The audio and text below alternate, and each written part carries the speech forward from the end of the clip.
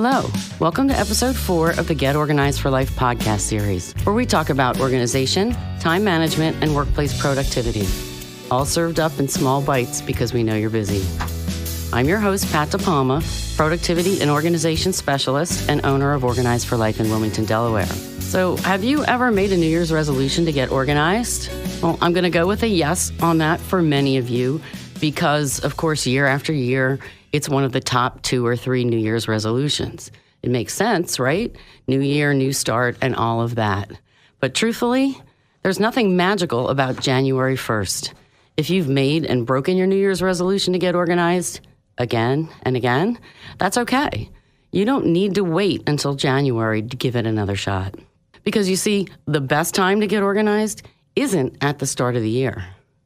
It's not 10 weeks from next Tuesday. It's not when I can find a week or a month with nothing else to do. The best time to get organized is before you have to.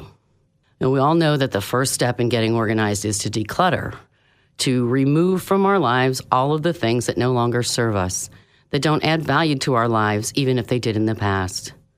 And that's not easy. So we put it off, and put it off, and put it off, until some major event happens that forces us to finally tackle our stuff. I mean, there's nothing like a big life event to provide the motivation we need, right? You know, we're going to have a baby and we need to make room. Or we're getting married or divorced. Or we're about to move and we don't want to bring stuff with us that we no longer need or want. Or we're about to move and the realtor says, we can't show this house until you get rid of the clutter. Maybe we're getting older and we're no longer able to stay in our home. And our new home is going to be much smaller and we can't fit everything that we have in it. Or sadly, maybe we've lost a loved one who've left behind a lot of possessions that we now have to deal with. So whether this life event is positive or negative, it is emotional and it's often stressful. So when you try to add a huge decluttering effort on top of that, it just compounds the stress. You know, we have a lot of emotion tied up with our stuff, and having to go through all of it and trying to make decisions about what to keep and what to let go of when we're already filled with emotions because of the event, that makes it harder. And when there's a deadline, you know, some sort of time crunch dictated by the event, and there usually is, it makes it harder still. It doesn't allow us the time we need to truly process everything, both physically and emotionally. So we end up either moving things we shouldn't and paying more for that privilege, or maybe putting things in storage temporarily until we have more time to deal with them, which more often than not means never. You know, the pressure's off, we've kicked the can down the road, and the cycle of clutter continues. Or, as I see unfortunately too often with seniors who are moving to a small apartment, maybe in an extended care facility, you know, after they lived in their homes for decades and accumulated a lifetime of memories and stuff, we just have to close our eyes and get rid of almost everything because we have to, and we have to do it now. So we don't have the luxury of doing that emotional processing that we need to be comfortable with our decisions. So we end up feeling remorseful, guilty, and sad, which is no way to start a new phase of life. So let me tell you about 2 of my clients.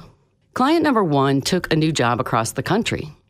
He wasn't planning to sell his very cluttered house right away until he'd been at the new job for a couple of months to make sure he was happy out there.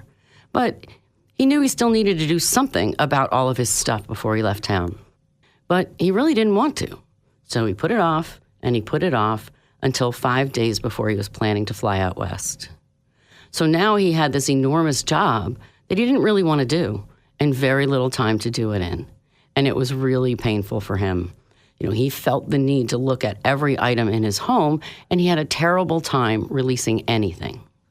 And now client number 2 had moved into her parents' cluttered home that she inherited when her mom died, figuring that she'd clear out the home while she was living there. But it was overwhelming, and she had some hoarding tendencies of her own. So she tried for a while, and then eventually just gave up and just lived with the clutter for a number of years. And then she decided she didn't want to live that way anymore. I don't know exactly what prompted that change of mind, but I do think an upcoming milestone birthday was part of it.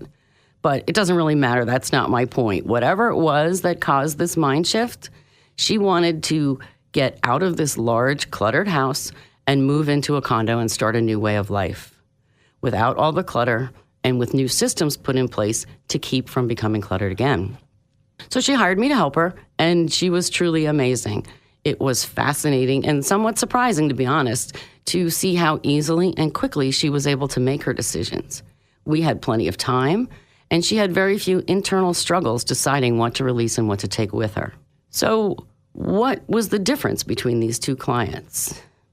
Well, you've probably figured out it's because of where the motivation came from. We have the best chance of success with the minimum amount of pain when we're internally motivated, when we're not rushed, when we're not under pressure. Think about it. How do you feel when someone or some situation is making you do something that you won't want to do and do it in a hurry? Maybe you're annoyed, resentful, pressured, resistant. But how do you feel when you're doing something you want to do? That'll make your life better. That'll make you happier. That'll make your loved ones happier. You feel motivated, right? You're excited, proud, you're willing to do whatever it takes. So when we're clearing our clutter because we want to, not because we're forced to, we feel good about the process and really good about the outcome. So how do we find our internal motivation? How do we decide to clear our clutter without waiting for some external event to force us to? Well, when we were talking last week with Tammy from Get Like Coaching about how we as humans are motivated to make changes, we talked about how we don't make changes until the pain of staying the same becomes greater than the pain of change. So you can flip that around in a positive light. So in order to motivate ourselves, right, we want to think about the pain our clutter is causing us, but then flip it and think about how much better our lives will be without it. Visualize it, think about it until that becomes something you want so badly that you are willing to do the work required. Think about how great will we feel when we can relax in our home, when we can have people over without being embarrassed about our clutter or rushing around and shoving things in closets to hide it. How great will we feel when we can easily find what we need when we need it without digging through overstuffed drawers or closets? How great will we feel when we know that we've eased the burden on our heirs, knowing that we won't be adding to their pain with guilt over what to do with our clutter? So again, we need to think about and visualize, what do we want our life to be? How do we want our space to look and function? What do we want our life to look like and feel like? And make a plan to get us there. Make it real, and we will be excited to do the work needed to get there because it will be worth it. Some of us can clear our clutter ourselves when we're sufficiently motivated, and some of us need some help. But either way, the investment that we make in doing this will pay huge dividends in our lives going forward.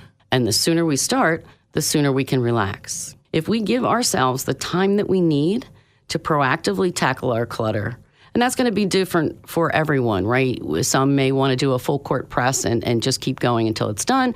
Some people might want to do it a room at a time, a little bit at a time. It doesn't matter.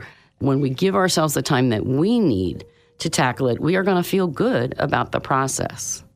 And we're going to feel amazing and accomplished when we're done. I hear this all the time from clients. I wish I hadn't waited so long. So when you follow that up with new systems that'll keep new clutter from accumulating, and you'll never have to go through that process again. How wonderful would that be? Think about it. You've been listening to the Get Organized for Life podcast with productivity and organization specialist Pat DePalma. Thank you so much for joining us.